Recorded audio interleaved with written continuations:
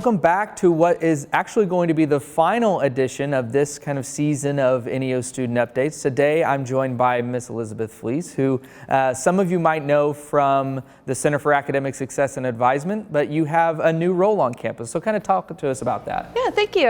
I'm so excited to be here. My new role is Student Activities Coordinator. I've been in that position for about 2 weeks now, and I am hitting the ground running. And so one of the things that we all kind of shifted with when we went off campus last spring with COVID-19 was, how do we provide kind of student activities for students who are almost entirely virtual? And even though we know that, we have face-to-face options now, we still wanted to continue that. So kind of talk about what your role includes. Yeah, so that's been a very interesting part of my job recently, is that I'm coming up with ideas that I think would be great for our students, but I really want to find out what our students want to have in their student activities. So a big part of my job right now is starting student focus groups so that we can try to find out what kind of activities they want. I also want to try to reach some of the students that we've not been able to reach before, like our non-traditional students. So we have some activities in mind that we want to do for single parents and some of our commuting students. We have started a lot of new activities that we're doing. Every Wednesday, for example, we're doing Find a New Hobby Day, where I post tutorials on our Facebook page that students can go and try out a new hobby. This week, for example, it was learn how to code. And then every Friday, we're trying to do an activity where our students can practice a little self-care. Last week, it was practicing meditation, different things like self-massage, and just learning to talk about how you're feeling and how to kind of get through this pandemic together. A big part of the student activities this year is going to really focus on connections. We've started a podcast recently, and it's trying to help our students get to know faculty and staff members and community members and other students here on campus so that all of us can just feel like we're more connected. We are also doing Quarantunes every Monday morning, and it's a playlist that is curated by NEO for NEO. So we're asking students and faculty and staff members and alumni to submit their playlists so that everyone can kind of learn about each other through the music that we love. Mm-hmm. And so one thing that you mentioned there that I want to touch on a little bit is how when it comes to student activities, the traditional model is it's very segmented. You have maybe athletic activities, or you maybe have dance, or you maybe have a movie night, but that doesn't always kind of meet with what our students want. So what's the importance to you as a student activities coordinator of reaching out to students, and what have you heard from them so far?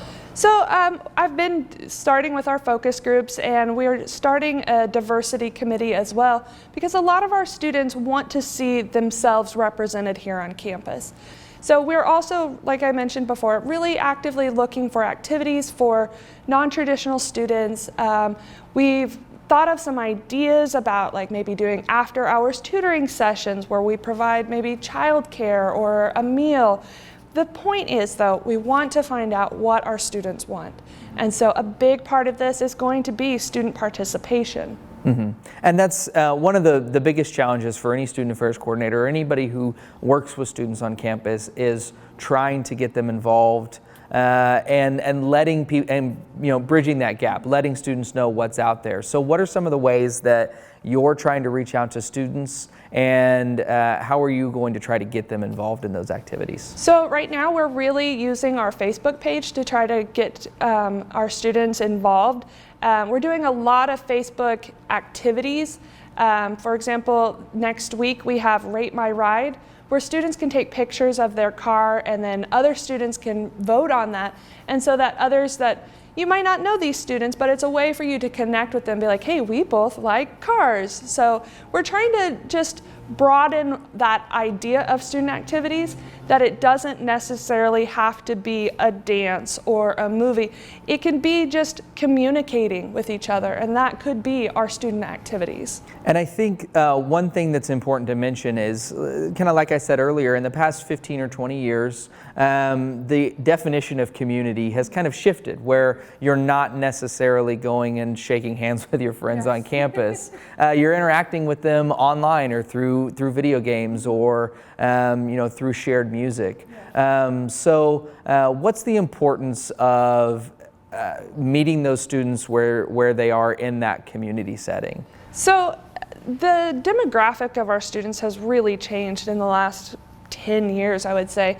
So one big shift that we've made is, instead of always directing students to their email, we try to send them text messages. So what we want to do this year is try to find out the activities that they like. There are some activities that on campus that students love and that we're going to continue with. For example, we're still going to continue with Playland Lanes bowling on Tuesdays, and we're still going to continue with grocery bingo, but we're going to do it in a different way. We're going to be doing virtual bingo, but we're still going to have those opportunities for our students to connect and to meet new students, especially students who would not be in their typical friend group here on campus already. We're just trying to find ways to do it more virtually. Mm-hmm. And if one of the things that students might not know about is, if they have a shared interest with a group of individuals, they can reach out to you or reach out to the Student Affairs office to even start up a club. How does that work?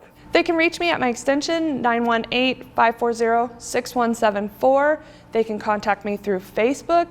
They can text message me, email me, and we welcome those ideas. We recently had students come into the office who were interested in starting a powerlifting club. I think that's great. If we have students who are interested and it's student-led, then I think we should go with that. I think we should really put the student activities on the students. Let them decide what they want to do and how they want to connect. And another part of that is finding a faculty or staff sponsor who shares those interests as well and kind of forms that connection. Yeah, and so I'm hoping this year that students will really get to connect with faculty members and staff members who they've never connected with, either through the podcast or Quarantunes, and so that they can really see that, yes, they are a faculty member, but they have the same interests, and that could help those students be able to make those connections and also maybe find a sponsor for a club that they might want to start. And with all these different activities, where are the platforms that you're hosting those on? So right now we are doing a lot of that through our Facebook page, which is facebook.com/neo.activities. We are going to start putting more of our activities on our NEO website, but for right now we're starting on Facebook. That way our students have an easier time finding it and our students can communicate with us better. And then what platform is the Quarantunes hosted on? Quarantunes is on Spotify, and our podcast is actually on Spotify. It's on Apple, the Apple Store, it's on Google Plus, and it's on Anchor FM. And so talk a little bit about, expand a little bit on the podcast. What's your vision for that, and what do you want the goal of that to be? So with the podcast, it's more about just learning about somebody that you didn't know anything about before, making those connections. But the very first podcast I did with Ryan Orkett, who was my coordinator when I worked in CASA, and I knew a lot about him. But through that podcast and asking those open-ended questions and just allowing a conversation to happen, I actually learned new things about someone I've worked very closely with for 3 years. It seems to me that the point of those podcasts is not necessarily a very highly structured, what is your job, what are your hours sort of thing, more of an exploration. Yeah, the podcast is more of a conversation. I don't want it to be an interview, and while they are going to offer tips for our students and resources for our students, I want it to be in a natural way that our students can see how that would fit into their life. In a podcast that we have coming out next week with Allison Anderson, she talks about NEO resources that she used when she was a student here. And I think that will help our students not only see those resources as a viable option, but also realize that someone else was in that position and was able to succeed by using NEO resources. And as we go forward, are there any other items that you wanted to shout out, or any things that students need to be on the lookout for? I think right now, pay attention to our Facebook page. A lot of things are going to be coming out in the next few weeks, and send me your tips, send me your suggestions. I'm flexible and I'm excited to grow this program. I want to know what our students want. Awesome, thank you. And as I said in the beginning of this episode, we're actually transitioning this material over to the student activities. So from now on, student activities in the form of the podcast, in the form of their Facebook page, are going to serve as kind of the host to that. So we look forward to everything that Elizabeth and the student activities crew is putting out. And until then, we'll see you guys next time in the student activities.